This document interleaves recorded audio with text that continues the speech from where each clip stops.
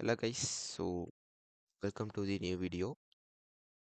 இந்த வீடியோவில் நம்ம பார்க்க போகிறது IFEG inversion fair value gap and balanced price range. Okay, இது ரெண்டுமே கொஞ்சம் முக்கியமான கான்செப்ட் ஃபார்க்ஸில் ICT or SMC பார்க்குறீங்கன்னா தேவைப்படும்.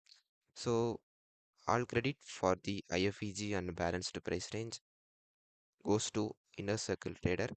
If you are serious about smart money concepts, I highly recommend you to check his YouTube content. Okay. So பேசிக்காக ஐஎஃப்இஜினா என்ன அப்படின்னு பார்த்துட்டு அதுக்கடுத்து நம்ம வந்து பேலன்ஸ்டு ப்ரைஸ் ரேஞ்சுக்குள்ளே போகலாம். ஸோ ஐஎஃப்இஜி அப்படின்னா இன்வர்ஷன் ஃபேர் வேல்யூ கேப். இதுக்கு இன்னொரு பேர் வந்து டபுள் சைடட் எஃப்இஜி. அது வந்து பேலன்ஸ்டு ப்ரைஸ் ரேஞ்சுக்கு வந்து டபுள் சைடட் எஃப்இஜின்னு சொல்லுவாங்க. ஸோ ஐஎஃப்இஜி பார்த்துட்டு போவோம். ஸோ ஐஎஃப்இஜிக்கு உங்களுக்கு பார்க்கணும் அப்படின்னா நீங்கள் வந்து உங்களுக்கு வந்து இது தெரிஞ்சிருக்கணும், எஃப்இஜினா என்னன்னு தெரிஞ்சிருக்கணும். அது நான் ஆல்ரெடி என் சேனலில் வீடியோ போட்டிருக்கேன், செக் பண்ணி பாருங்கள். ஓகே, ஃபர்ஸ்ட் ஐஎஃப்இஜி பொறுத்த வரைக்கும் நீங்கள் எந்த டைம் ஃப்ரேமில் வேணாலும் பார்க்கலாம். Like your scalper you can use 3 minutes 5 மினிட்ஸ்லேருந்து பார்க்கலாம். 1 மினிட் யூஸ் பண்ணலாம். பட் என்னை கேட்டால் அவாய்ட் பண்ணுறது பெட்டர். பிகாஸ் 1 மினிட் வந்து ஸ்ட்ரக்சர் கிளியராக இருக்காது எவ்ரி டைம் வந்து. ஸோ சம்டைம்ஸ் ஐஎஃப்இஜி டாமினேட் பண்ண மாட்டோம். அதனால் வந்து நீங்கள் வந்து பார்க்குறீங்க அப்படின்னா ஹையர் டைம் ஃப்ரேம்ஸ் யூஸ் பண்ணுங்கள். ஆர் என்ட்ரிஸ்க்கு வந்து 5 மினிட்ஸ் ஆர் 3 மினிட்ஸ்க்கு மேலே போகிறீங்கன்னா பெட்டர். எவ்வளோ அளவுக்கு நீங்கள் ஹையர் டைம் ஃப்ரேம்ஸ் போகிறீங்களோ அதளவுக்கு உங்கள் செட்டப் உங்களோட அக்யூரசி வந்து நல்லாயிருக்கும். ஸோ இந்த ஐஎஃப்இஜி பொறுத்த வரைக்கும் ஃபஸ்ட் ஒரு எஃப்இஜி நம்ம எடுத்துக்கணும். இதை வந்து ஒரு எஃப்இஜி இருக்குது, நீங்கள் வந்து ஒரு எஃப்இஜி. ஓகே ஓகே இந்த எஃப்இஜி ஒரு எஃப்இஜி அப்படின்னா மார்க்கெட் வந்து இந்த எஃப்இஜியை டேப் பண்ண பிறகு பை ஆகணும், கரெக்டுங்களா? ஆனால் இங்கே என்ன போயிருக்கான், இந்த எஃப்இஜியை ரெஸ்பெக்ட் பண்ணலை. ரெஸ்பெக்ட் பண்ணியிருந்தான்னா மேலே போயிருப்பான். இந்த எஃப்இஜியை ரெஸ்பெக்ட் பண்ணாமல் செல்லர் சைட் டாமினேஷன் கொடுத்து, டாமினேஷன்னா ஒரு செல்லிங் ப்ரெஷர்னு சொல்லலாம். ஸோ டாமினேஷன் கொடுத்து என்ன பண்ணியிருக்கான், இந்த எஃப்இஜியை ரெஸ்பெக்ட் பண்ணாமல் பாடி க்ளோஸ் வச்சுட்டான். இந்த எஃப்இஜிக்குள்ளே வச்சுருந்தானா ரெஸ்பெக்ட் பண்ணியிருக்கலாம்னு சொல்லலாம். பட் இந்த எஃப்இஜியை அவன் ரெஸ்பெக்ட் பண்ணாமல் பாடி க்ளோஸ் வச்சுட்டான். இங்கே ஒரு எக்ஸாம்பிள் நம்ம பார்த்துட்டோம் அப்படின்னா, இங்கே ஒரு எஃப்இஜி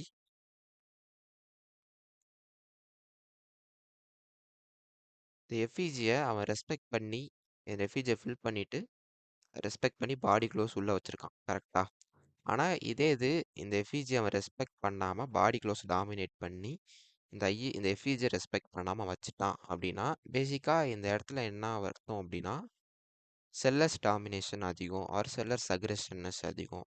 சில பேர் செல்லர்ஸ் இருக்காங்க, செல்லர்ஸ் வந்துட்டாங்கன்னு சொல்லுவாங்க. அது வந்து ஒரு நல்லவே கிடையாது. அது ஒரு ஒரு டெர்மினாலஜி கிடையாது, கரெக்டான டெர்மினாலஜி இல்லை. ஸோ இதை வந்து நம்ம செல்லர்ஸ் அக்ரெஷன்னு சொல்லலாம். ஓகே, ஸோ அப்படி டாமினேட் பண்ணிட்டாங்க அப்படின்னா மோஸ்ட் ஓவர் மார்க்கெட் வந்து செல் சைடு தான் போவோம். ஓகே, செல் சைடு தான் இதுக்கு அடுத்து மூவ் ஆகும். ஸோ அதனால் வந்து நம்ம ஐஎஃப்இஜி வந்து பார்ப்போம். இது வந்து ஒரு கைண்ட் ஆஃப் ஒன் பிடிஆர்ஏ தான், ப்ரீமியம் அண்ட் டிஸ்கவுண்ட் அரேல இருக்க one of the topic. But சில பேர் இதை வந்து யூஸ் பண்ண மாட்டாங்க. இந்த ஐஎஃப்இஜி வந்து ஒரு ஹையர் டைம் ஃப்ரேமில் இருக்க பிடிஆர்ஏவாகவும் வச்சு யூஸ் பண்ணிக்கலாம். அது நீங்கள் என்ட்ரிஸ்க்கு வந்து ஃபில்டர் பண்ணுறீங்க அப்படின்னா, ரீஃபைன் பண்ணுறீங்கனாலுமே அந்த ஐஎஃப்இஜி யூஸ் பண்ணலாம். ஓகே, இப்போ சம்டைம்ஸ் வந்து ஒரே கேண்டலில் வந்து ஐஎஃப்இஜி டாமினேட் ஆகும். இப்போ இந்த இடத்துல பார்த்தீங்கன்னா ஒரு red colour black colour candle வந்து 2 கேண்டலுக்கு அடுத்து தான் அது ஐஎஃப்இஜியாக மாற்றிருக்காங்க. இந்த எஃப்இஜி வந்து ஐஎஃப்இஜியை வந்து 2 கேண்டலுக்கு அடுத்து தான் மாற்றிருக்காங்க.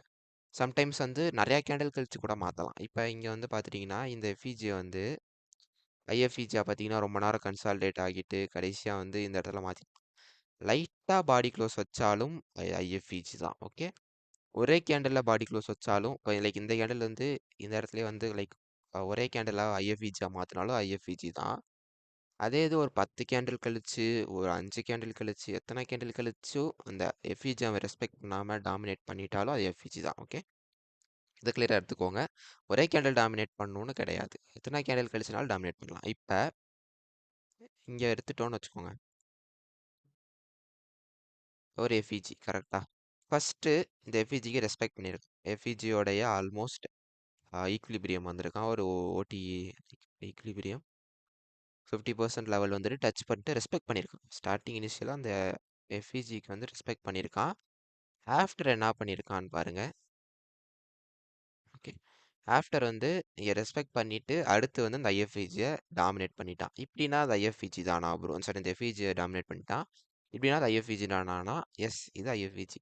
ஃபஸ்ட்டு ரெஸ்பெக்ட் பண்ணிட்டு அடுத்தவ டாமினேட் பண்ணாலும் அது வந்து ஐஎஃப்இஜி தான்.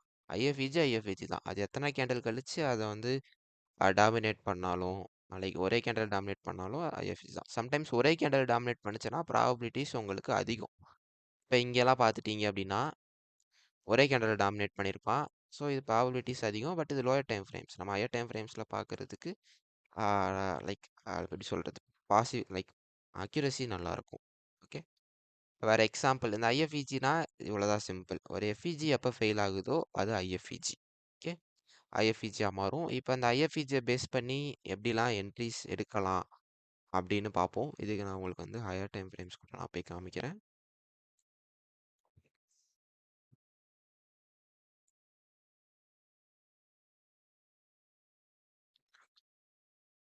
இப்போ ஒரு எஃப்இஜி ஓகேங்களா? ஓகே, இந்த எஃப்இஜி மார்க் பண்ணிட்டோம். இந்த எஃப்இஜி அவன் என்ன பண்ணிட்டான், ரெஸ்பெக்ட் பண்ணாமல் பாடி க்ளோஸ் வச்சுட்டு ஐஎஃப்இஜியாக மாற்றிட்டான். கரெக்டா? ஸோ இப்போ என்ன பண்ணலான்னா இந்த ஐஎஃப்இஜியை நம்ம வந்து எக்ஸ்டெண்ட் பண்ணிக்கலாம்.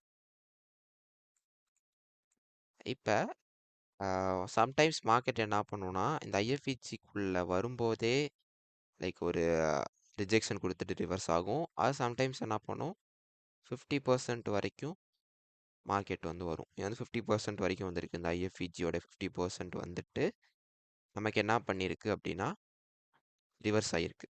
கரெக்டாக? ஐஎஃப்இஜிக்குள்ளே வந்துட்டு 50% வரைக்கும் வந்துட்டு ரிவர்ஸ் ஆகும். ஸோ ஐஎஃப்இஜி வந்து இப்படி தான் ஒர்க் ஆகும்.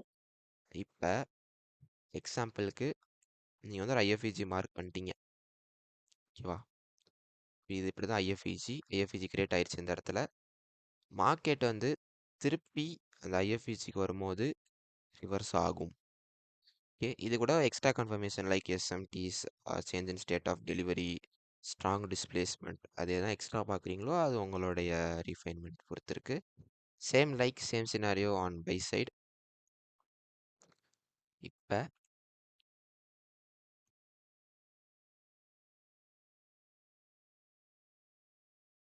ஓகே, மார்க்கெட் ஒரு ஐஎஃப்இஜி கிரியேட் பண்ணிவிட்டு ஒரு எஃப்இஜியை வந்து டாமினேட் பண்ணிட்டான் ரெஸ்பெக்ட் பண்ணாமல். மார்க்கெட் கொஞ்சம் தூரம் போயிட்டு ஆஃப்டர் ரீட்ரேஸ்மெண்ட் பண்ணிவிட்டு இந்த ஐஎஃப்இஜிக்குள்ளே சம்டைம்ஸ் 50%ல் வந்துட்டு ரிவர்ஸ் ஆகலாம். ஆர் டச் பண்ணோடனே ரிவர்ஸ் ஆகும். ஓகே, இப்படி தான் பார்த்தீங்கன்னா ஐஎஃப்இஜி கூட ட்ரேட் எடுக்கிற மாதிரி இருக்கும். ஓகே சார், லைக் வேறு எக்ஸாம்பிள்ஸ் வந்து பார்க்கலாம். நான் லைக் ஆல்ரெடி இதை நான் ப்ரீ பிளான் பண்ணாத ஒரு விஷயம். ஸோ அதனால் நான் ஆல்ரெடி இதை நான் சார்ட்ஸில் வந்து நான் மார்க் பண்ணி வைக்கல. ஸோ இப்படி தான் பேசிக்காக ஐஎஃப்இஜி வச்சு நம்ம ட்ரேட் எடுக்கணும். இதை வந்து நீங்கள் இந்த இடத்துல பிடிஆர்ஐ இல்லைனா யூஸ் பண்ணலாம்.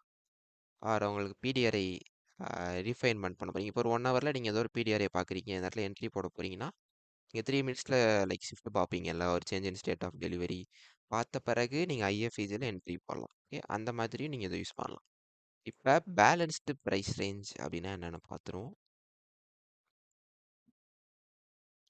இதை வந்து பிபிஆர் அப்படின்னு சொல்லுவாங்க.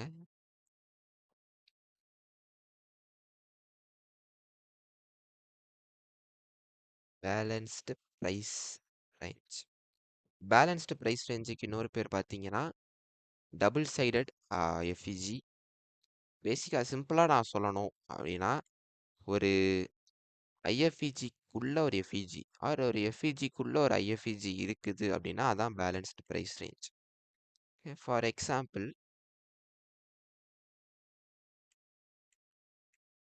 இந்த இடத்துல ஒரு ஐஎஃப்இஜி நம்ம மார்க் பண்ணியிருந்தோம் ப்ரீவியஸாக. இதுக்கு அடுத்து என்ன இருக்குது, இங்கே ஒரு எஃப்இஜி இருக்குது. கரெக்டாக இந்த இடத்துல பார்த்தீங்கன்னா தெரியும் ஒரு எஃப்இஜி இருக்குது. ஸோ ஒரு ஐஎஃப்இஜிக்குள்ள ஒரு எஃப்இஜி இருக்குது அப்படின்னா அதான் பார்த்தீங்கன்னா பேலன்ஸ்டு ப்ரைஸ் ரேஞ்ச். இந்த மாதிரி நேரத்தில் மார்க்கெட் வந்து பெரிய ரிவர்சல்ஸ் கொடுக்கும். லைக் ஒரு பேலன்ஸ்டு ப்ரைஸ் ரேஞ்சுக்குள்ளே வருது அப்படின்னா. ஓகே, லைக் எல்லா இடத்துலையுமே இதை நீங்கள் எக்ஸாம்பிள்ஸ் வந்து பார்க்கலாம். நான் உங்களுக்கு ஏதாவது இருக்கான்னு பார்க்கலாம் ஒரு நிமிஷம். இருக்கு. ஓகே, இது வந்து ஒரு ஐஎஃப்இஜி. கரெக்டாக அந்த எஃப்இஜியை வந்து மார்க்கெட் வந்து ரெஸ்பெக்ட் பண்ணலை, பாடி க்ளோஸ் மேலே வச்சுட்டான். கரெக்டாக. தென் அகைன் பார்த்தீங்கன்னா நடந்துருச்சு. ஐஎஃப்இஜி டாமினேட் ஆயிடுச்சு. ஐஎஃப்இஜி வச்சுட்டான். இப்போ இங்கே என்ன இருக்கு? ஒரு எஃப்இஜி கிரியேட் ஆயிருக்கு. ஒரு ஐஎஃப்இஜிக்குள்ள ஒரு எஃப்இஜி இருக்கு. ஸோ இது வந்து ஒரு பேலன்ஸ்டு ப்ரைஸ் ரேஞ்ச். மார்க்கெட் இந்த ஐஎஃப்இஜிக்கு ரெஸ்பெக்ட் பண்ணுறதை விட இந்த பேலன்ஸ்டு ப்ரைஸ் ரேஞ்சுக்கு வந்து ரெஸ்பெக்ட் பண்ணிட்டு ரிவர்ஸ் ஆகும். ஓகே, இப்படி தான் வந்து நம்ம பேலன்ஸ்டு ப்ரைஸ் ரேஞ்ச் யூஸ் பண்ணோம். இதேமாதிரி நீங்கள் எல்லா டைம் ஃப்ரேம்ஸ்லையும் யூஸ் பண்ணலாம். நம்ம like 12 time frames to higher time frames. இது பிடிஆர்ஐக்குள்ளே யூஸ் பண்ணும்போது யூஸாக இருக்கும். ஆர் நீங்கள் பிடிஆர்ஐயில் யூஸ் பண்ண மாட்டீங்கனாலுமே இதை நீங்கள் எடுத்து நார்மலாக ரீஃபைன் பண்ணும்போது இதை யூஸ் பண்ணிக்கலாம். ஓகே, ஸோ இதான் இந்த வீடியோ. ஸோ யாருக்காவது ஃபண்டமெண்டல்ஸ் பற்றி அப்டேட் வேணும் அப்படின்னா என் டெலகிராம் சேனல் வந்து டிஸ்கிரிப்ஷனில் கொடுத்துருக்கேன். என் டெலகிராமில் ஜாயின் பண்ணிக்கோங்க. ஸோ உங்களுக்கு வந்து ஃபண்டமெண்டல்ஸ் இருக்க அப்டேட்ஸ் எல்லாமே வந்துடும். ஸோ டெக்னிக்கல் பிரேக் டவுன்ஸுமே அதில் போட்டிருப்பேன். ஸோ நெக்ஸ்ட் வீடியோவில் பார்க்கலாம். So thank you.